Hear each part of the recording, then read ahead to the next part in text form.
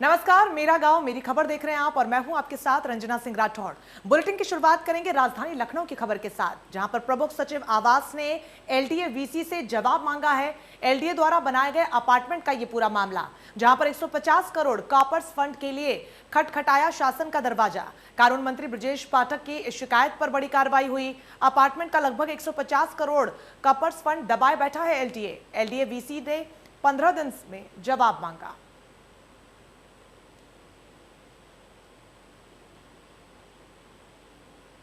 देश के राष्ट्रपति रामनाथ कोविंद के पैतृक गांव यूपी के जनपद कानपुर देहात के परोख गांव आने की संभावना के चलते यहां पर गांव के गांव वालों और उनके बचपन के मित्रों में खुशी देखने को मिली। तो वहीं जिला प्रशासन ने गांव की तेजी से तस्वीर बदलने का काम शुरू कर दिया है। जिला अधिकारी के निर्देश पर और सीडीओ ने अपनी निगरानी में कई विभाग के माध्यम से गांव का सुंदरीकरण का काम युद्ध स्तर पर शुरू कर दिया है। गांव में साफ सफाई से लेकर विद्युत व्यवस्था दुरुस्त करने का काम तेजी से किया जा रहा है। तो वहीं गांव में स्थित सरकारी भवनों का सुंदरीकरण का भी काम युद्ध स्तर पर किया जा रहा है। आपको बता दें कि जिले के आला अधिकारी भी समय समय पर गांव का दौरा कर विकास कार्यों की जमीनी हकीकत जांच रहे हैं। तो वहीं अधिकारियों ने राष्ट्रपति रामनाथ कोविंद के पैतृक गांव परोख आने की आधिकारिक पुष्टि न होने की बात कही।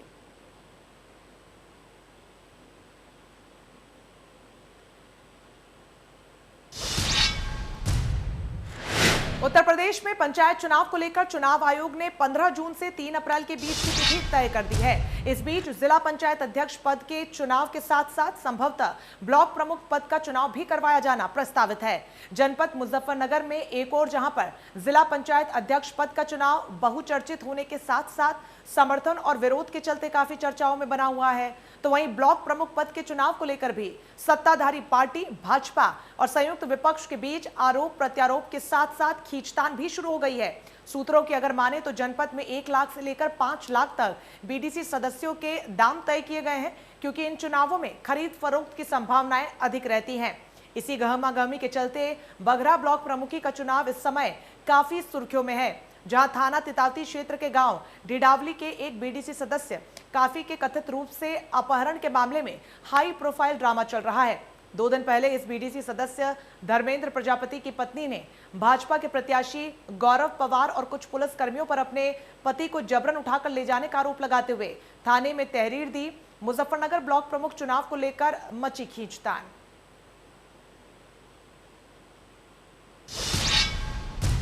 बलिया जनपद के जिलाधिकारी कार्यालय पर सरकार द्वारा जारी आदेश पे 15 जून तक गेहूं क्रय किए जाने की समय अवधि बढ़ाए जाने के पत्र जारी न किए जाने का किसानों ने विरोध किया और 45% किसानों की गेहूं खरीद न होने से आक्रोशित किसान पूर्वांचल किसान मोर्चा के राष्ट्रीय अध्यक्ष केडी सिंह के नेतृत्व में कलेक्ट्रेट में धरने पर बैठ गए हैं।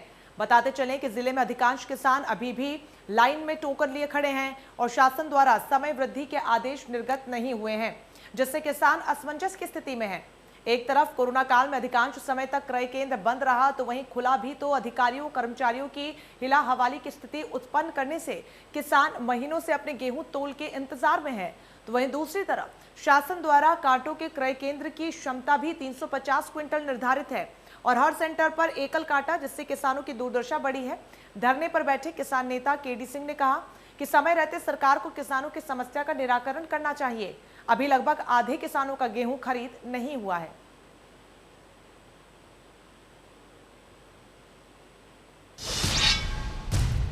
खबर गोंडा से, जहां पर शासन द्वारा महिलाओं की सुरक्षा के लिए भले ही तरह तरीके के उपाय किए जा रहे हों, किसी भी स्थान पर उन्हें सुरक्षा दिए जाने के लिए विभिन्न तरीके से हेल्पलाइन नंबर भी पुलिस विभाग द्वारा जारी किए गए हों, लेकिन सोमवार को डायल 112 पुलिस का एक संवेदनहीन चेहरा उस समय नजर आया जब एक जली व घायल महिला को कुछ सवाल जवाब करने के बाद महिला पुलिसकर्मी उसे उसके हाल में छोड़कर जाने लगी। तो वहां पर मौजूद लोगों ने महिला पुलिसकर्मियों से उन्हें वहीं रुकने को कहा और घायल महिला को कम से कम अस्पताल पहुंचाने की बात कही, लेकिन लापरवाह महिला पुलिसकर्मी अपनी ड्यूटी भूलकर लोगों को ही नसीहत देती हुई नजर आई कि वो इस महिला को कहां लेकर घूमती रहेंगी। ऐसे में लोगों के विरोध के बाद भी पीआरवी वैन पर तैनात महिला कर्मियों ने घायल महिला को अस्पताल में भर्ती कराना भी मुनासिब नहीं समझा।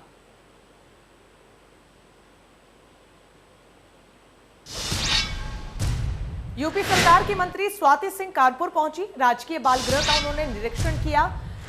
बाल गृह की साफ सफाई का भी स्वाति सिंह ने जायजा लिया। बच्चों ने मंत्री स्वाति सिंह को चित्रकला फोटो भेंट की।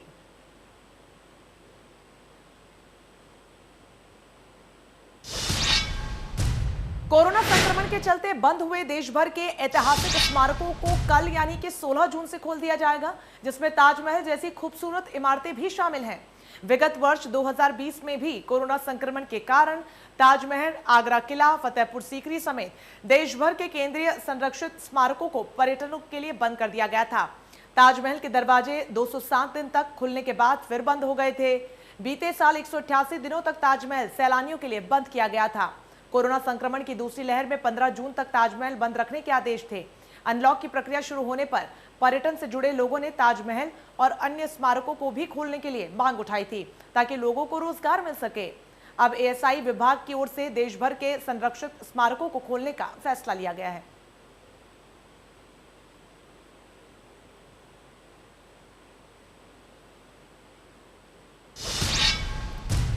कोविड-19 की महामारी को रोकने के लिए जनपद झांसी में वैक्सीनेशन में गति लाने के लिए जिलाधिकारी आंद्रा वामसी ने विकास भवन सभागार में बैठक की। जनपद में एक्टिव जन सुविधा केंद्र संचालकों के साथ ये बैठक की गई। उन्होंने कहा कि प्रत्येक केंद्र पर प्रतिदिन 10 लोगों का पंजीकरण अनिवार्य है, ताकि अधिक से अधिक लोगों का वैक्सीनेशन किया जा सके।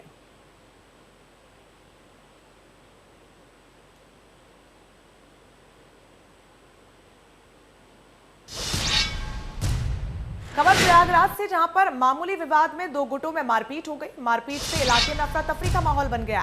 पुलिस चौकी के सामने दोनों गुटों में जबरदस्त मारपीट हुई। पैसों के लेन देन को लेकर दोनों के बीच मारपीट देखने को मिली। सिविल लाइन थाना इलाके के सुभाष चौराहे की यह घटना।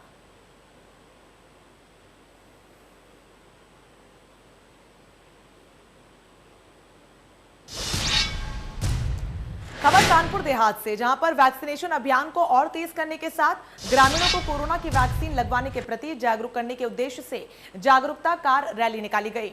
ये रैली विधानसभा क्षेत्र के गांव-गांव जाकर ग्रामीणों को जागरूक करने का काम करेगी। कानपुर देहात के जिला मुख्यालय से रैली की शुरुआत हुई।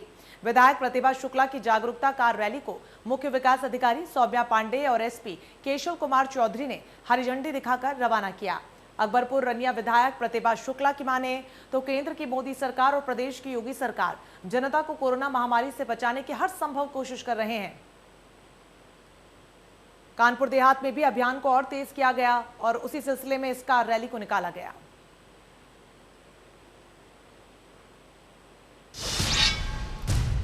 डीएम आवास के सामने गोली चलने का मामला सामने आया, जहां पर फायरिंग में बाल बाल बचा युवक। गोली चलने से अफरा तफरी का माहौल बन गया। सूचना पर पहुंची पुलिस, लाइन बाजार पुलिस यहां पर पहुंची। पुलिस ने 2 लोगों को हिरासत में लेकर पूछताछ शुरू कर दी है।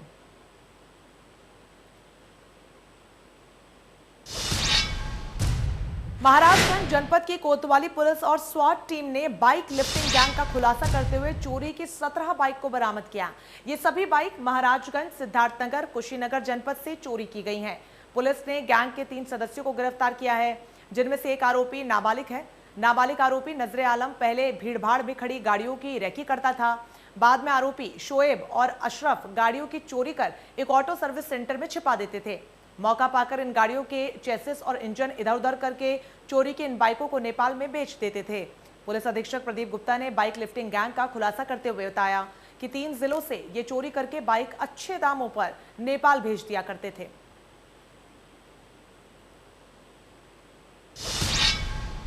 अब खबर गाजियाबाद से, जहां पर अब तक की सबसे अनोखी ठगी का मामला सामने आया है। शहर कोतवाली पुलिस ने 5 आरोपियों की गिरफ्तारी की है। इस तरीके की ठगी शायद ही आपने पहले कभी देखी या सुनी होगी। दरअसल यह मामला पीओएस मशीन से जुड़ा है। यह मशीन कंपनियों और ट्रेडिंग फर्म आदि को उपलब्ध करवाई जाती है। इस मशीन में क्रेडिट कार्ड स्वाइप करके लोगों से रकम का भुगतान लिया जाता है।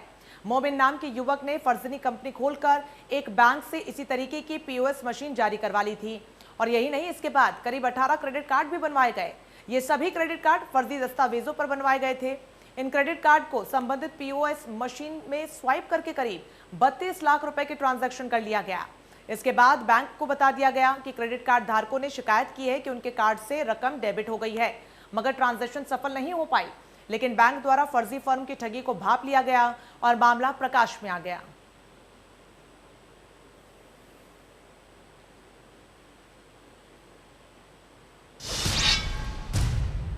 खबर कानपुर से, यहां पर नदी में नहाते वक्त एक लड़का नदी में डूब गया। सूचना पर मौके पर पहुंची पुलिस गोताखोरों की मदद से लड़के की तलाश कर रही है। कई लड़के पनकी नहर में नहाने गए थे कि इस दौरान ही बड़ा हादसा हुआ। पनकी थाना क्षेत्र के पनकी नहर का यह मामला।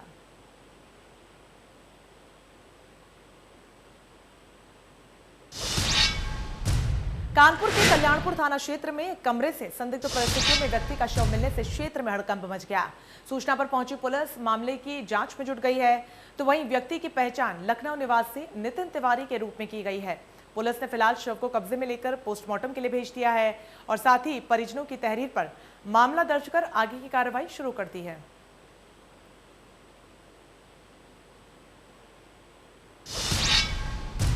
खबर मिर्जापुर से, जहां पर एक्सिस बैंक से 50 लाख रुपयों से भरा बैग चोरी होने का सनसनीखेज मामला सामने आया। पुलिस अधीक्षक ने इसका खुलासा भी कर दिया है। पुलिस ने मध्य प्रदेश के जंगलों से 35 लाख की नकदी बरामद की। मौके से 2 आरोपी फरार हो गए, जिनकी तलाश में पुलिस जुट गई है। गौरतलब है कि बीते 8 जून को रेडियंट कैश मैनेजमेंट सर्विस के कर्मचारी एक्सिस बैंक में 1 करोड़ 6 लाख जमा करवाने पहुंचे थे। कैश काउंटर पर एक बैग में भरे नोटों की गिनती के दौरान 50 लाख से भरा बैग लेकर एक युवक अपने साथी के साथ फरार हो गया था।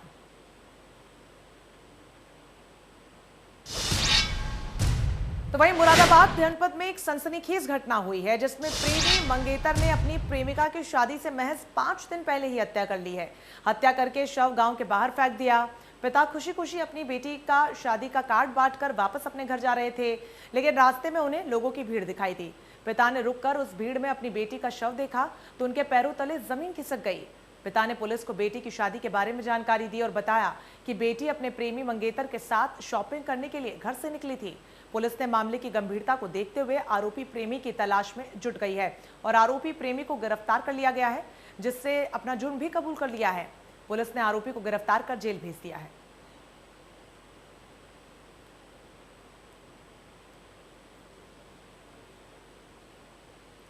तो प्रेमी ने प्रेमिका को मौत के घाट उतारा है। आपको बता दें कि पिता द्वारा इस पूरे मामले की जानकारी पुलिस को दी गई, जहां पर प्रेमी मंगेतर से कुछ ही दिन बाद शादी होने वाली थी, लेकिन ठीक 5 दिन पहले मंगेतर ने अपनी होने वाली पत्नी को मौत के घाट उतार दिया, जिसके बाद पुलिस ने इस पूरे मामले में कार्रवाई करते हुए ताबड़तोड़ अभियान को चलाया और आखिरकार आरोपी को गिरफ्तार कर लिया, जहां पर पुलिस के सामने आरोपी ने अपने जुर्म को भी कबूल लिया है। तो ये सनसनीखेज मामला मुरादाबाद से आपको बता रहे हैं, जहां पर प्रेमी ने प्रेमिका को ही मौत के घाट उतार दिया और दोनों की कुछ ही दिन बाद शादी होने वाली थी और ठीक 5 दिन बाद आपको बता दें कि जो शादी होने वाली थी उससे पहले ही हत्या की इस पूरी घटना को अंजाम दिया गया। हालांकि किस वजह से आरोपी ने इस घटना को अंजाम दिया, इसका खुलासा नहीं हो पाया, लेकिन फिलहाल पुलिस ने आरोपी को गिरफ्तार कर जेल भेज दिया है। साथ ही इस पूरे मामले में जांच पड़ताल शुरू कर दी गई है और पूछताछ भी की जाएगी। पुलिस का कहना है कि पूछताछ के बाद खुलासा हो सकता है कि आखिरकार क्या वजह रही कि प्रेमी ने प्रेमिका को मौत के घाट उतार दिया।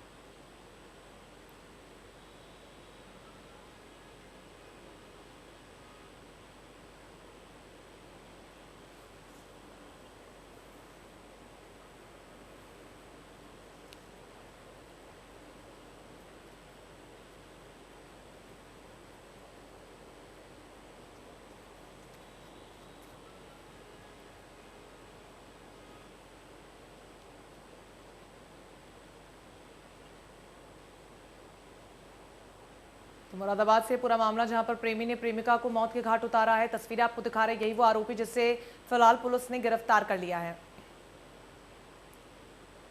खबर संभल के असोमली थाना इलाके से, जहां के गांव में 3 दिन पहले दलित महिला की गर्दन काटकर हत्या के मामले में पुलिस ने मृतक महिला के पति को पत्नी की हत्या के आरोप में गिरफ्तार कर लिया है। मदाला गांव में 3 दिन पहले मक्का के खेत में अर्धनग्न अवस्था में एक महिला की गर्दन कटी हुई लाश मिली थी। महिला का शव मिलने के बाद असमोली थाना पुलिस ने घटना की जनता के साथ जांच पड़ताल शुरू की। तो वहीं घटनास्थल पर पहुंचे एसपी ने भी घटना के जल्द खुलासे के लिए असमोली थाना पुलिस को सख्त निर्देश जारी किए थे। असमोली थाना पुलिस मामले की गहनता से जांच पड़ताल कर रही है कि तभी पुलिस ने जांच पड़ताल के दौरान शक होने पर मुकदमे के वादी और मृतक महिला के पति अतर सिंह को हिरासत में लेकर सख्ती के साथ पूछताछ की, तो महिला की निर्मम हत्या का पर्दाफाश हो गया।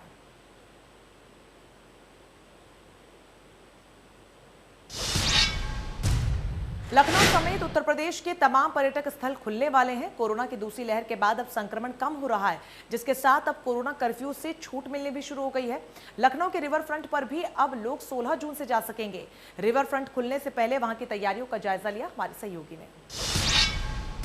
कोरोना के बढ़ते संक्रमण के साथ में उत्तर प्रदेश में कोरोना कर्फ्यू लगाया गया। उसके बाद अगर बात करें तो जैसे जैसे संक्रमण कम हुआ वैसे वैसे जो छूट है वो मिलनी शुरू हो गई। अब अगर बता दें आपको तो उत्तर प्रदेश के तमाम सारे जो जिले हैं वहां पर कोरोना कर्फ्यू से लोगों को छूट मिली है। सुबह 7 बजे से शाम के 7 बजे तक बाजार खुल सकेंगे। उसके अलावा अगर बात करें तो 16 तारीख से जो पर्यटक स्थल है उनको भी खोलने का फैसला लिया गया है। लखनऊ का गोमती नगर का ये रिवर फ्रंट है और साफ तौर पर अगर बात करें तो 16 तारीख से सभी पर्यटक स्थलों के ऊपर पर्यटक हैं वो जा सकेंगे। हालांकि जो कोविड को लेकर जो गाइडलाइन जारी की गई है उसका पूरी तरीके से लोगों को पालन करना होगा।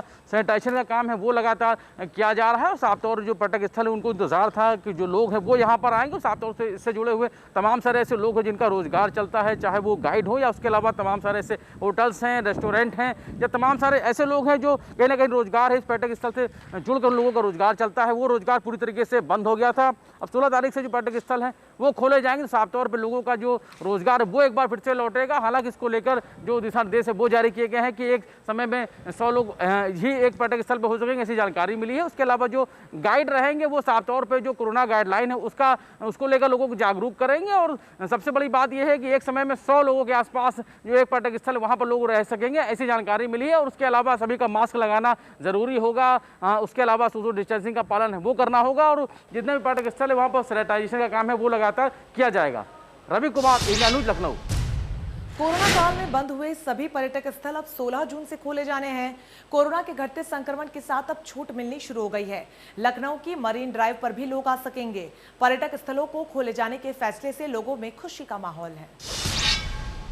तमाम सारे पर्यटक स्थल है वो 16 तारीख से खोलने का फैसला लिया गया है। आपको बता दें लखनऊ का ये गोमती नगर इलाका है जहां पर तमाम सारे ऐसे पर्यटक स्थल है जहां पर अब लोग आने शुरू हो जाएंगे। आपको बता दें ये रिवर फ्रंट के साथ में अगर बात करें तो ये मरीन ड्राइव है जहां पर रोजाना शाम को हज़ारों लोग, सैकड़ों लोग यहाँ पर आते हैं। और कहीं ना कहीं अगर बात करें जो शाम का नज़ारा होता है उसको देखने के लिए यहाँ पर आते हैं। जो गोमती के किनारे का जो नज़ारा है, रंग बिरंगी लाइटें हैं, उनको देखने के लिए यहाँ पर लोग आते हैं। शहर के लोग भी आते हैं और बाहर के जो पर्यटक हैं वो भी आते हैं। कुछ लोग यहाँ पर आए हुए हैं। साफ तौर पर अगर बात करें तो 16 तारीख से जो पर्यटक स्थल है वो खोले जाने हैं। उनको लेकर लोग क्या सोचते हैं और क्या मानना है, क्योंकि अगर बात करें तो कोरोना के बढ़ते संक्रमण के साथ में जो पर्यटक स्थल उनको भी बंद कर दिया गया था, लेकिन जैसे संक्रमण कम हुआ वैसे वैसे कोरोना कर्फ्यू में छूट मिली है। अब जो लोग हैं वो पर्यटक स्थलों पर जा सकेंगे।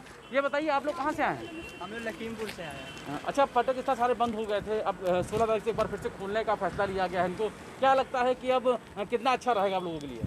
अच्छा है, लोग घूमे फिरेंगे, इससे बेरोजगारी जो है थोड़ी वो लोग जिनको होता है वो भी सब काम करेंगे अंदर, तो अच्छा है खुल जाए, लोगों को थोड़ा देखने का मौका मिले जो बाहर से आ रहे हैं। आप परिवार के साथ आई हैं, आपको पता था कि अभी पर्यटक स्थल अभी बंद है लेकिन अब कल से खुल जाएंगे? नहीं, एक्चुअल मुझे कुछ भी नहीं पता था। हमें तो लगा कि बस हम थोड़े चहल पहल देखे तो हमें लगा कि खुला हुआ है, इस करके हम लोग ऊपर आ गए। बट नहीं खुला है, ठीक है, जब खुलेगा तो फिर एंजॉय करेंगे। जो कोरोना को लेकर जो दिशा निर्देश जारी किए गए हैं, चाहे वो मास्क लगाना हो, उसके अलावा सामाजिक दूरी वो बनानी होगी, उसको लेकर ध्यान रखा जाएगा, तो आप लोग उसको ध्यान रखते हैं? जी जी बिल्कुल ध्यान रख रहे हैं। तभी बाहर निकलने से पहले सारे प्रिकॉशंस ले रहे हैं हम, क्योंकि ज़रूरी है। बहुत माहौल जो है बाहर का बहुत ख़राब है, तो और अभी भी चीज़ें चल ही रही हैं। थोड़ा सा कम हुआ है बट अभी चल ही रहा है, तो इसलिए वो प्रिकॉशंस लेना तो सारा बहुत ज़रूरी है। कोरोना काल में सारे पर्यटक स्थल बंद कर दिए गए थे, यानी कि जो लोग थे वो घरों पे थे, क्योंकि साफ कर दिया गया था कि जो लोग हैं वो घरों पे ही रहेंगे और जो अगर ज़रूरत ना हो तो घरों से ना निकलें, उसके लिए बाकायदा निर्देशित भी किया गया था। हालांकि अब संक्रमण जैसे जैसे कम हो रहा है वैसे जो लोग निकल रहे हैं। क्या लगता है कि जो अब लोग घरों में थे अब एक बार छूट मिल रही है कोरोना कर्फ्यू से, लोग बाज़ारों में भी जा रहे हैं, हालांकि सुबह से शाम तक ही बाजार खुल रहे हैं, पर्यटक स्थल भी खुल रहे हैं, तो कितना लगता है अब कितना बदलाव देखने को मिलेगा? बहुत अच्छा मिलेगा, बहुत अच्छा मिलेगा जी। अपना कंफर्टेबल सब लोग रखे रहे, मास्क लगाए रहे, सेफ्टी रहेंगे, अपनी सेफ्टी रखें बस लोग, बस इससे रहेगा। बस ज़्यादा भीड़ भाड़ ना करें, दूरी बना के रखें, मास्क लगा के रखें। अपना प्रोटेक्शन तो खुद ही इंसान करेगा ना। तो जाहिर है कि जो लोग हैं वो अपना बचाव खुद रखें, इसको लेकर लोग भी अब जागरूक हो रहे हैं और साफ तौर पर पर्यटक स्थल है वो अब खुलने शुरू हो रहे हैं। उसके साथ में ही जो लोग इनको इंतज़ार था वो इंतज़ार खत्म हो रहा है, क्योंकि कोविड के चलते हुए जो लोग थे वो घरों में थे। अब धीरे धीरे जैसे जैसे कोरोना कर्फ्यू से छूट मिल रही वैसे जो लोग अब बाहर निकल रहे हैं। अब जो पर्यटक से जुड़े हुए लोग उनको भी रोजगार जो है वो एक बार फिर से उनका लौटता हुआ नजर आएगा। रवि कुमार। इसके साथ इस बुलेटिन में बस इतना ही, लेकिन लगातार बड़ी खबरों के लिए बने रहिए हमारे साथ। नमस्कार।